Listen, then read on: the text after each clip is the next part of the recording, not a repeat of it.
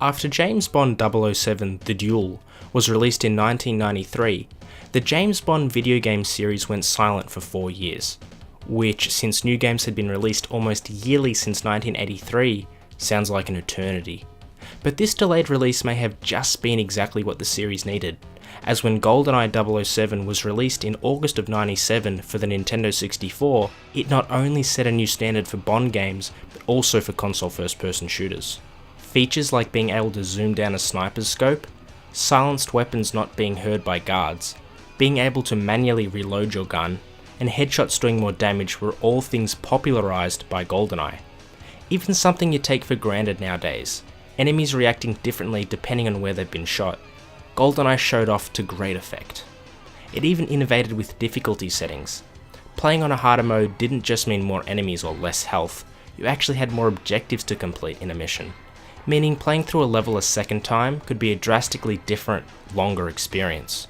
And I haven't even talked about the multiplayer. The 4-player split-screen action, being able to customize your game type, your weapons type, and even select from a wide variety of different characters to play as. This kind of robust multiplayer suite for a first-person shooter just hadn't been seen on consoles up until this point, and it quickly became the standard. Funny to think that the multiplayer was only an afterthought put together right at the end of development in only 6 weeks. With Nintendo publishing the game and the extremely talented Rareware developing it, Goldeneye went on to receive very high review scores, win many Game of the Year awards, and sell over 8 million copies, ending up as the 3rd highest selling game on the Nintendo 64. It seems strange to think a movie tie-in game coming out 2 years after the movie would be so successful, but Goldeneye pulled it off. I could go on and on, but needless to say, it was truly a revolution in game design, and its impact on the first-person shooting genre cannot be overstated. But as great as Goldeneye was, there was a downside to all its success. For better or worse, it changed people's ideas of what to expect from a 007 game. No longer could you just release any old game and slap Bond's name on it, right? And thus, a cycle of excitement and ultimate disappointment would permeate every single future Bond game's release. But hey, it's not as bad as I'm making it out to be. We did get some really fun games in the coming years. Eventually. In 1998, Nintendo would publish its second and final Bond game. Not on the Nintendo 64, however, but the Game Boy. And seeing as though the Game Boy was obviously not able to render out 3D graphics like the Nintendo 64, developer Sapphire opted not to make it another first-person shooter, but instead a 2D, top-down action-adventure game, James Bond 007, not to be confused with the 1983 game of the same name, featured an original storyline focused on Bond travelling across the world in order to uncover and dismantle an illegal weapons ring. 007 journeys to many different exotic locations, such as Russia, Tibet, and even the Sahara Desert, running into familiar faces along the way, like Oddjob, Jaws, and even another 00 agent.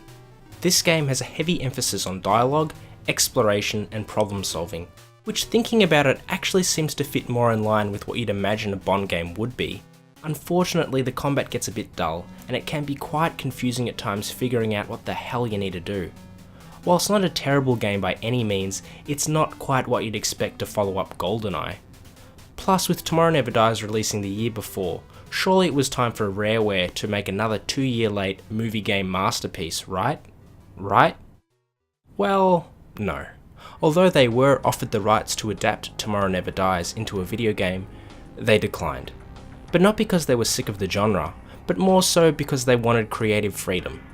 In the year 2000, they did make a spiritual successor to Goldeneye in the form of Perfect Dark, this time focusing on an original secret agent character, Joanna Dark.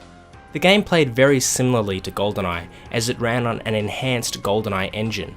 Shortly after, the developers of Goldeneye and Perfect Dark would break off from Rareware and form their own studio, Free Radical Design, going on to create a spiritual successor to the spiritual successor of Goldeneye in the form of the Time Splitters series.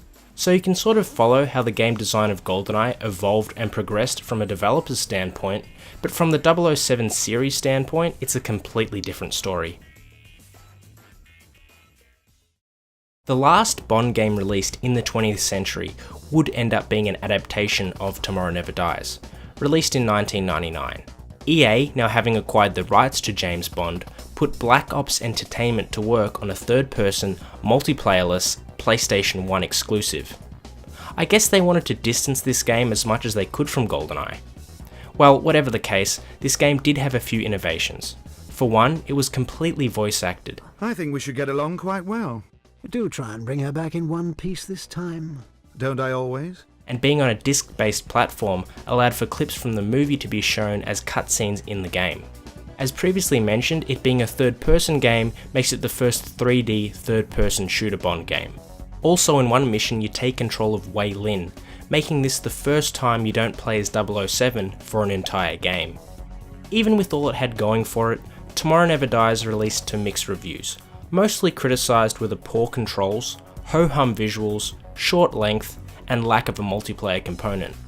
Although again not exactly what people expected to follow up Goldeneye, it did end up selling over 1.4 million copies in the US, showing that gamers were still very interested in 007 video games.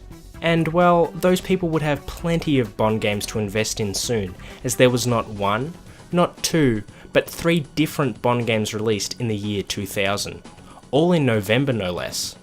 2 were titled The World Is Not Enough, based on the movie that came out the previous year, and the other, 007 Racing. First I'll discuss the World Is Not Enough games, or Twine for short.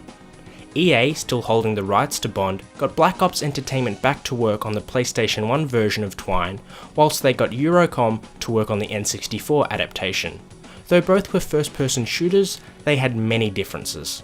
The PS1 version only had 11 levels, with 2 difficulty settings, while the N64 version featured 14 levels with 3 difficulty settings. Most of the PS1's cutscenes were just clips from the movie, whilst all of the N64's cutscenes were made in-engine. The N64's graphics were definitely the more appealing of the two, and it even utilised the N64's RAM expansion to achieve a higher resolution. The N64 version brought back the heralded split-screen multiplayer.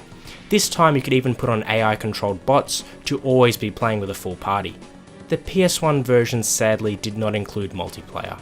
Gameplay-wise, well, it's obvious looking at the PS1 version of Twine that it's a sequel to Tomorrow Never Dies, with the control scheme and auto lock-on feeling nearly identical, just in first person now, whilst the N64 version feels more like a sequel to Goldeneye, only now Bond has the ability to change the fire mode of his guns and even jump.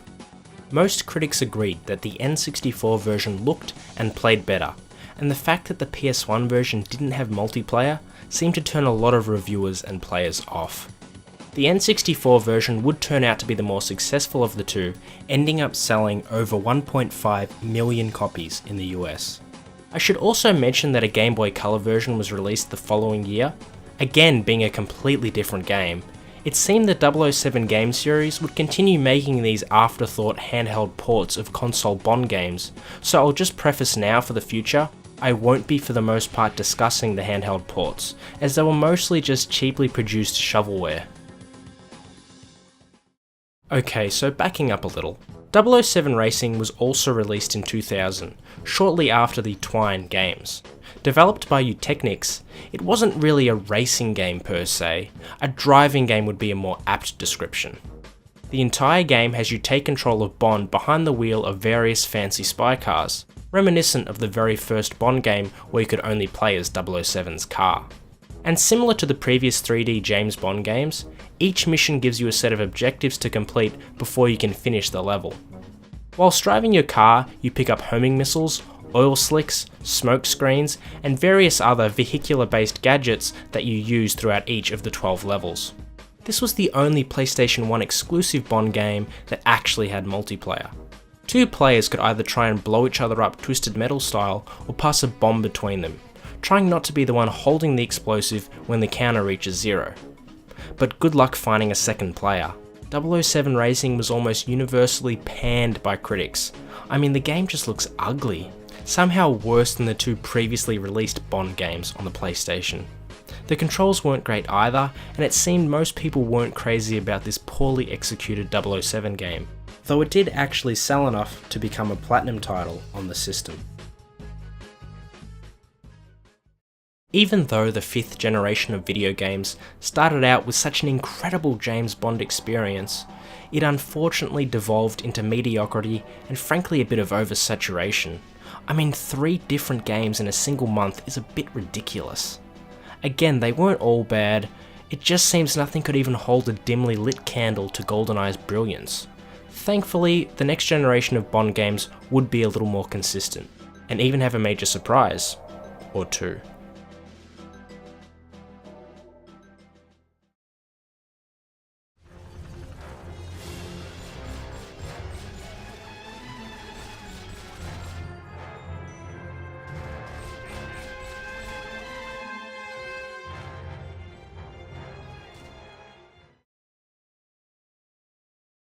Can I help you, Mr. Bond?